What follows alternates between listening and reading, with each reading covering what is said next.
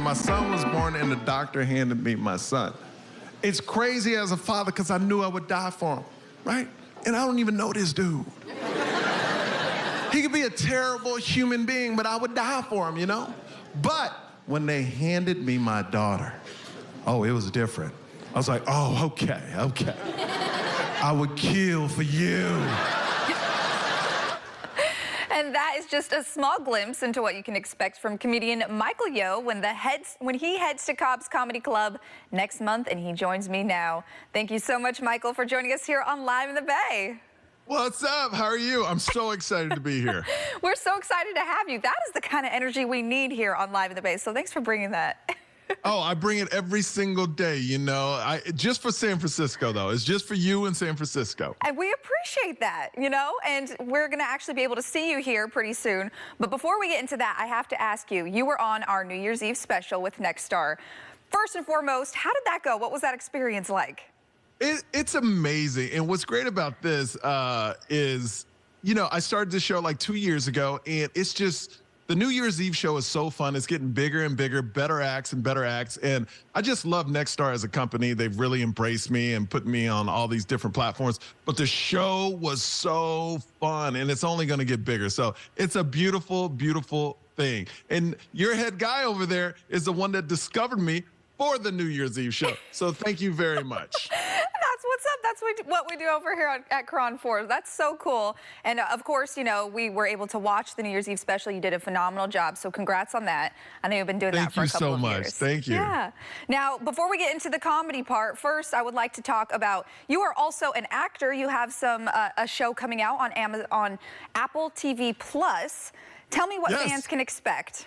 So the show's called Amber Brown, and it's a beautiful show. It's about a family. I play a dad that kind of got consumed with work, and I go to Paris, and I come back, and me and my wife are going through it. We have a beautiful young daughter, and my wife is kind of moving on with this new guy, but she still has feelings for me, and my daughter wants me back in their lives. So it's this tug and pull of a father trying to get back into his family life.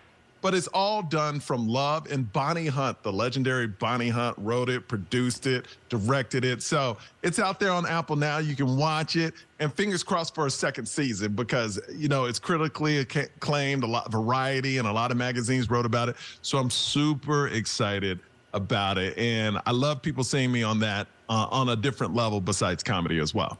I'm glad you mentioned that too, Michael. Totally different levels and totally, honestly, different jobs when it comes to being a comedian, being an actor. For you, how did you bridge that gap, and what was it like transitioning to becoming an actor?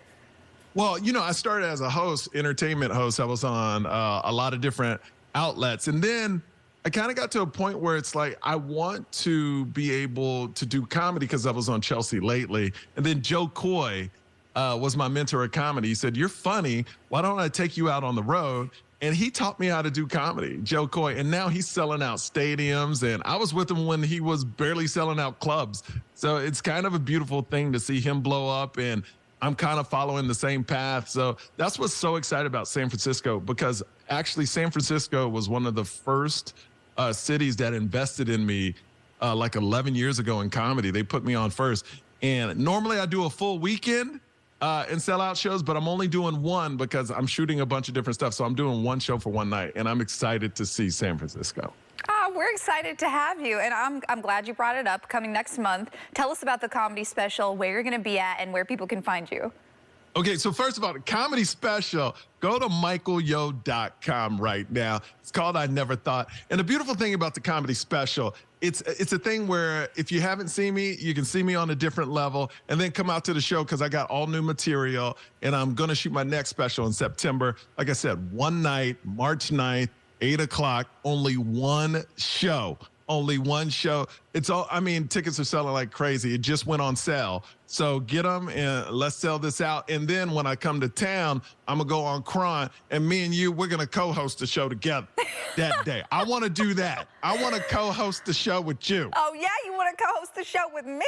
Me and you That's co-host? right, me and you. Okay. We're going to take it to the top, girl. Take it to the top. I like that, too, because, you know, I'm used to being in the hosting position, so maybe you can ask me a couple of questions when you come through Cron next month. You know what? We'll be a dynamic duo, and people get to learn more about you, and we're going to crack everybody up and we're going to have some fun. I love it. Now, Michael, listen, when it comes to your newest comedy special, what's different about this material compared to stuff you've done in the past? So I'm not going to lie to you. My special I shot 5 years ago. I was very green. I look back on it. It's, you know, it's like the first time you host, you're like, kind of cringy. I've Yeah, I get it. Right? You get it, right? Yeah. So now this last special is it's just on a different level. And I put it on YouTube and I bet on myself. And it's changed my life. Some of the clips have 10, 15 million views. The one y'all just showed has like 15 million views on all the platforms. And it felt good betting on myself. And it meant a lot putting it out with my own money. I've made it tenfold back.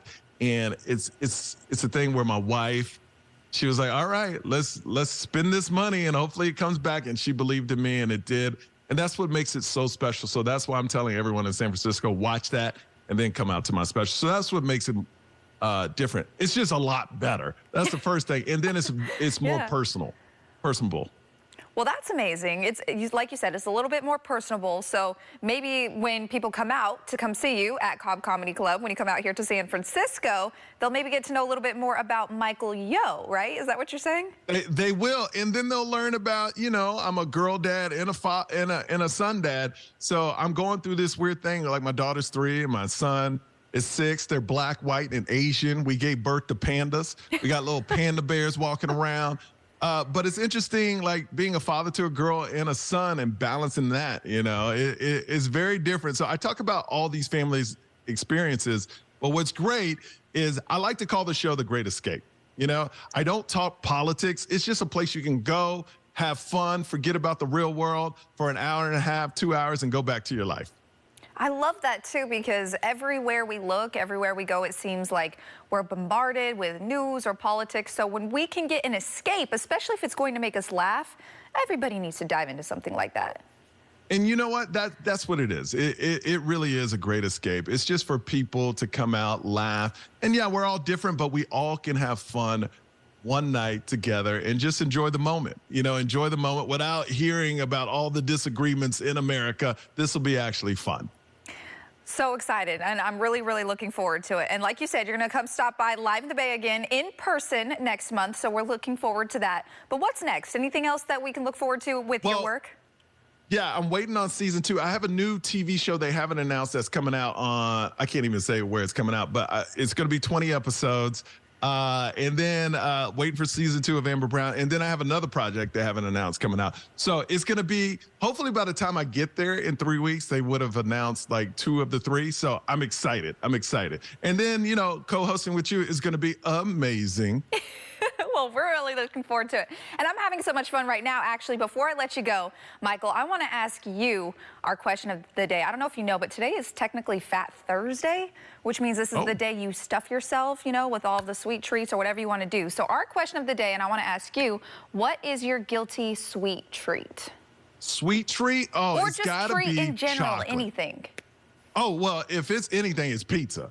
But, you know, I will eat pizza any time of the day, and then key lime pie, and pecan pie. I'm just going on, like, I would stuff myself today with pecan pie and pizza.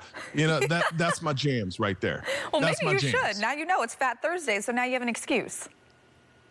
Yeah, but no, because I'm bad influence. That's the thing. Once I start eating bad, I get on a roll. So I'm trying to stay away from it right now. I feel you. It's called self-control, and you're doing a way better job than I am, because I already had a donut this morning, so. Good for you. Good for you. That's what's up. Live your best life. Well, thank you so much, Michael, for joining us. And again, we are looking forward to seeing you right back here in studio in March. Thank you so much. Have a great one. You too.